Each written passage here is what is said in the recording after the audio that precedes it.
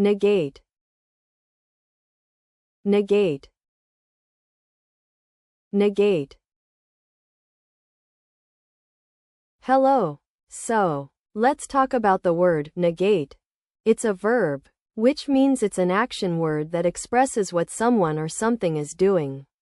When we say to negate something, we mean to refuse or deny its truth or validity. In other words, if you negate a statement, you're saying it's not true. For example, she negated the claim that she had eaten the last piece of cake, meaning she refused to accept that as the truth. It's commonly used in situations where someone is disagreeing with something or challenging its accuracy. Also, be careful not to confuse it with nay, which is an old-fashioned way of saying no. And remember, when you negate a statement, you're often doing so because you have some evidence or information that contradicts it. In formal discussions about scientific theories, using the word negate to mean disprove or contradict is quite common. For instance, the discovery of dark matter negates the long-held assumption that the universe's expansion was solely due to gravity. This statement implies that recent findings have challenged a widely accepted idea in cosmology. In casual conversations with friends, using negate to mean cancel or refuse something is also quite common. For example, if we're late, our flight will negate all the savings from booking early. Here, the context suggests that the speaker's tardiness might lead to a change in circumstances, specifically a loss of previously gained benefits. In business or academic discussions about research results, using negate to mean disprove or contradict previous findings is often used. For instance, the study negates the claims made by our competitor that their new product was more effective than ours. This context implies that recent data analysis has challenged conclusions drawn from another investigation. So you want to learn about this concept that means making something false or untrue, right? Let me break it down for you. When we talk about negating an idea or a statement, we're essentially saying that it's no longer true or valid. The main characteristics of this concept are that it's used to dispute or reject someone's claim or argument, and it can be done by providing evidence or logic that shows the opposite is actually true. This is like a strong no or a firm disagreement with what someone has said.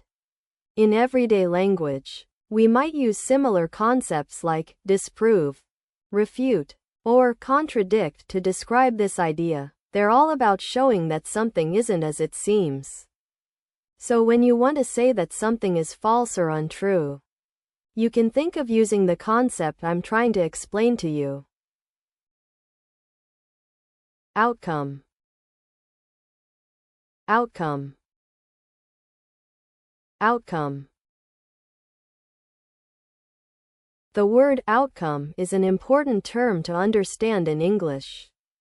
As a noun, it refers to the result or consequence of a situation, event, or process. In common usage, you might say something like, I'm happy with the outcome of the exam, I passed.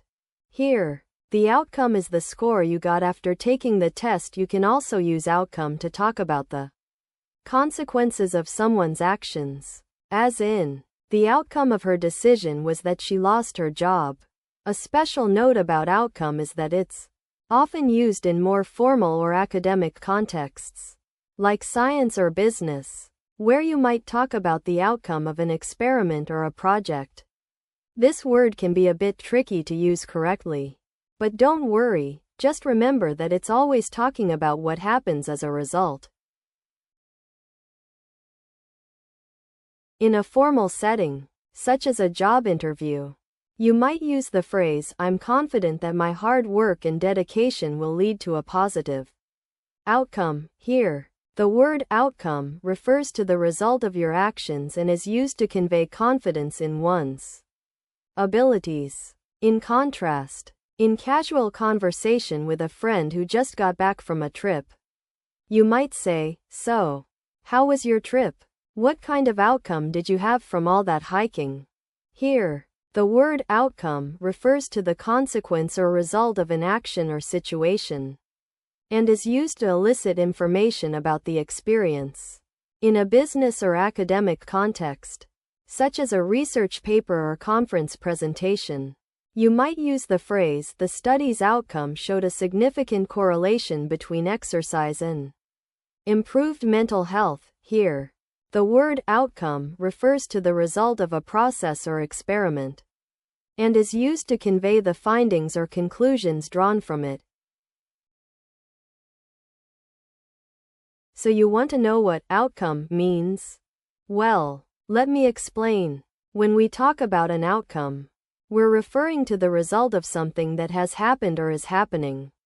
It's like asking yourself, what happens when I follow a plan or take a certain action? The main characteristic of an outcome is that it's the end product or consequence of a particular situation or decision. Think of it like this. Imagine you're planning a party and you need to know if everything will go smoothly or if there might be some problems. The outcome would tell you whether your party turns out to be a success or not. Some other words that mean similar things are result, consequence, or even effect. In terms of how it's used, people often talk about outcomes in situations like making predictions, analyzing data, or simply thinking through what might happen if they take a particular course of action, and it can be really helpful for decision-making or planning. Partner. Partner. Partner. The word partner is a very useful term to know in English, and I'm happy to break it down for you. As a noun, a partner can refer to someone who works with or shares responsibilities with another person or people. In common usage, we often use this word in business settings, such as in partnerships where two or more companies work together. But it's also used in personal relationships like romantic partners or life partners. For example, "She's my business partner," or "They've been married for 10 years and are happy partners in every sense of the word." One special note about its usage is that this term can sometimes be used to refer to a person with whom one has a romantic relationship. But it's worth noting that not all cultures use this terminology in the same way. Additionally, in some contexts, partner might imply an equal or shared responsibility, which can be important to consider when using this word. In a formal setting such as a job interview or a professional conference, you might use the phrase, "I would like to thank my partner, Dr. Smith, for their invaluable contributions to our research project." Here, partner refers to a colleague or collaborator in an academic or professional context, and is used to show appreciation for their work. In a casual conversation with friends over coffee, you might say, "We're thinking of starting a business together. My partner Tom has some great ideas about how to get it off the ground." Here, partner simply means someone who is working with or supporting you in a joint venture. In a business or academic context such as a board meeting or an investor presentation, you might use the phrase, "Our company will be partnering with a leading software provider to integrate their technology into our platform." Here, partner refers to a formal agreement between two companies to work together on a specific project or initiative. So, you want to know what this special person is? Well, they're someone who helps and supports you in your goals and activities. They're usually someone with whom you have a close relationship, like a friend or family member. But it can also be someone you've chosen to work with for a specific project or purpose. This person is willing to share their skills, time, and resources with you to achieve something together. You might find them in situations where people come together to collaborate on a task, share ideas, or support each other's progress. They're like a coworker who also happens to be your friend.